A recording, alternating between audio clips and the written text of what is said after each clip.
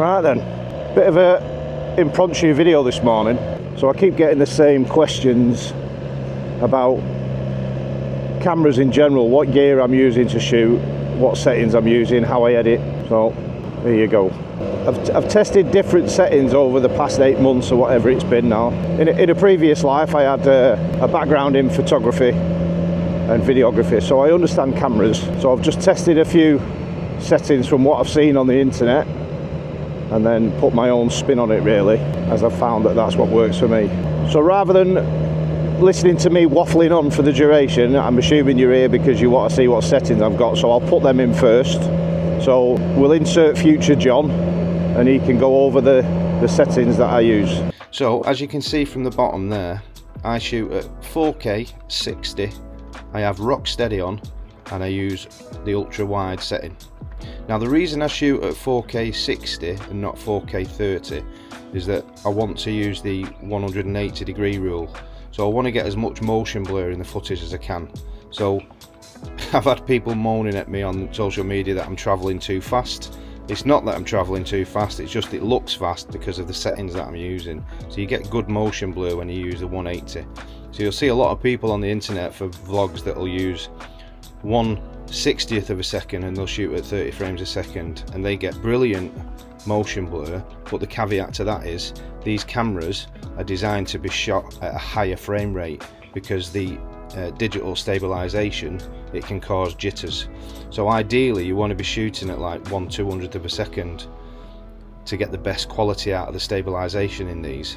However, the way I do it, it is a bit of a caveat, but I find that it works for me. So 4K 60, and I always shoot in pro mode. So it's manual exposure, and I shoot at 1/120th of a second on the shutter, so that's falling in line with the 180 degree rule, and I have the ISO set to 100 to 1600, so it floats between them. So if you go under a section of trees or something like that, it'll increase the ISO or decrease it as you go in. I also have the EV meter set to -7 because I find that it overexposes the sky and I don't particularly like that look. White balance, I used to put this in manual, so I used to have it at like 5500 Kelvin for daytime and then about 4000 for nighttime, but I've since realised it's much easier just to leave it in auto white balance. Sometimes it can look a bit amateurish, especially if the colour of the video changes mid-scene, but I'm shooting for social media, it's not a professional job, it works for me, so I just, yeah, I leave it. But sometimes if you wanted it perfect, then you might want to use your own white balance, but that one I find works. D-Log M, I always shoot in that. You can shoot in normal, which it'll add its own contrast and things like that, but it's then embedded into the file, so I prefer to shoot in D-Log, which is like a form of RAW setting. If you use cameras and take pictures, it's like RAW, so you do your own edit. I add the contrast afterwards. Come on. The variable aperture I leave fixed at 2.8, and the only other thing I change is the texture and the noise reduction, so I have them both set to -2, so I add my own sharpening in post and stuff like that. Them settings are pretty much my daytime settings. I do shoot at night, but the only thing I tend to change at night is the shutter speed. So what I will do, I'll sacrifice a little bit of jitters when I'm shooting at night, and I'll make that at 1/160th, and I'll shoot at 30 frames a second, so I still get the motion blur and you get a little bit of extra light. I don't bump the ISO up, I don't go any higher than 1600. Yes, these cameras are capable of it, but I'd rather not have tons of noise in the image. So the only other setting really is the microphone. So I use a DJI Mic 2, which is just there, and I just clip it to the inside of the chin strap. Yeah, it's dead easy. So if I turn that on a minute, it's one thing this camera's got going for it is it's very quick to connect the microphone compared to the 4. So the other setting would be there. So I set the gain to -12. And the only other thing to mention with the camera really is the ND filters. So these are DJI own ones, and they just slot on. So they're about 50 quid. This helps you shoot at the lower shutter speed, so at 120, or if you decide to shoot at a 60th of a second, you're going to need ND filters. Yeah, these are worth the weight in gold. So it comes with an 8, 16 and 32. I tend not to use the 32, I don't think it gets that bright here. 16 is good for a sunny day for me at 120, and 8 is good for a cloudy day, so I tend to flick between the two, and I've got them for both the 4 and the 6. They're the settings that I use, and that setting is mirrored in both cameras. Okay, so it makes editing easier, so it's identical. So this camera is the Osmo Action 4. I started off with this camera when I bought this when just slightly after when it came out. It came as an adventure package, got the DJI Mic, 2 selfie sticks, extra batteries, and then I bought the ND filters, and that pretty much did me. I didn't need anything else. I was happy with it, and I'd still be happy with it. But most recently I upgraded to this, the Action 6. For anything off the bike, B-roll or anything like that, I use a DJI Osmo Pocket 3. I would say that I am a bit of a DJI fanboy, if truth be told. I looked at the quality of GoPros, and at the time of purchasing that one, I was confident that the quality coming out of a DJI product was far superior to that of a GoPro. Might be an unpopular opinion, but it is just an opinion, and it's a bit like editing, it's subjective. Whatever looks good to you, it's good to you, isn't it? So it doesn't really matter. Now when I looked at the Osmo 6, the feature on it that was quite striking, shall we say, was the open gate feature. So if you've looked at an Osmo 6, you'll know what I'm talking about, but for the ones that haven't, it's basically a square sensor. You can shoot in this format that I've got it in now, and you can crop it for both portrait and landscape. So on paper, that sounds like an amazing feature for someone who does long form content and short form content, which I do. But there is a crop. My personal feelings on open gate is it's a great feature for, you know, normal recording, vlogging, you know, it's great. But moto vlogging, I feel, again, personal opinion, is that you want to have the whole bars, or the majority of the bars, should I say, in the shot. And when I tested it, I just didn't like the crop.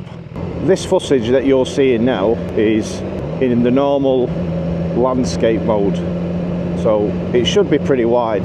This footage is shot in open gate and then brought into landscape, and as you can tell, there's quite a significant crop. So they're the cameras that I use anyway. This was cheap and cheerful, this clamp. I've only had this about 4 weeks. This clamp is called K&F Concepts. Bought it off Amazon, forget how much, probably about 20 quid, wasn't expensive, but it does the job, sturdy enough. I think what I could do with is a bit of an extension pole to get that camera further away. However, it would interfere with, on this bike anyway. And then on the main camera, I use a Dango Gripper Mount, which at the time of purchasing was quite expensive. It was 50 quid, but it does what it says on the tin. You can take it off, you can put it on your mate's helmet, you can get footage off your mate's bike, you can clip it to the bike. For what it does and the price it is, it's pretty decent. I've never had it move. I mean, whilst I do ride off-road, I've never actually taken this camera on some significant off-road, so I don't know how it would fare with the bumps and stuff. But it's always seemed very secure. I've never had any issues with it whatsoever. You do get one of them wraps with it, you know, like you can, I don't know what they call them. They're like a wrist strap. Tie it to it and then attach it to your helmet if you want. So if it does somehow fall, it'll just get caught with that strap. But I've never used it. I've never needed to use it. DJI do their own version now of this gripper mount, and it's significantly cheaper. I actually think it's about half price of the gripper mount, and it looks identical. So if I was going to buy one today, I'd probably go with that one. I can't say what the quality's like. I've never used one, but it looks identical to this. So I think I'd be comfortable using it. As for editing, I just use a free version of CapCut. Nothing fancy, dead simple. I do have an account with Epidemic Sound. That's what I use for any music that I have or any sound design that I do. In fairness, I don't do much sound design. Again, this is another personal opinion. Storage and the recording of 4K footage can be quite expensive. The large files, they take up a lot of space. The editing is slower. If you've got a slow computer, it makes it even harder, and you'll be giving yourself a headache. You need to weigh up what you're shooting on the basis of what you can edit with. That's for starters, and also how much storage capacity you've got.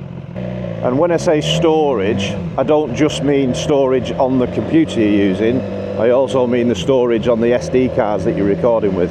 Because even if you're using, say, I think I've got a 512 gigabyte card in, that will only give me around about 11 hours of 4K footage, which for the most part is fine. But if you're going on, say, a tour and you've nowhere to dump all your footage, it's gonna quickly fill up.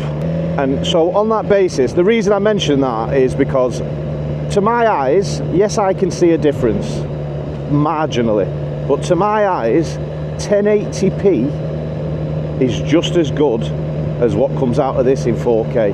You know, I mean, Christ, I'm recording for social media, or, you know, it doubles up as a dash cam. If that's what you're doing, why do you need to trouble yourself with all the 4K when 1080p will do the job? It'll save you on battery, it'll save you on storage, it makes your editing quicker.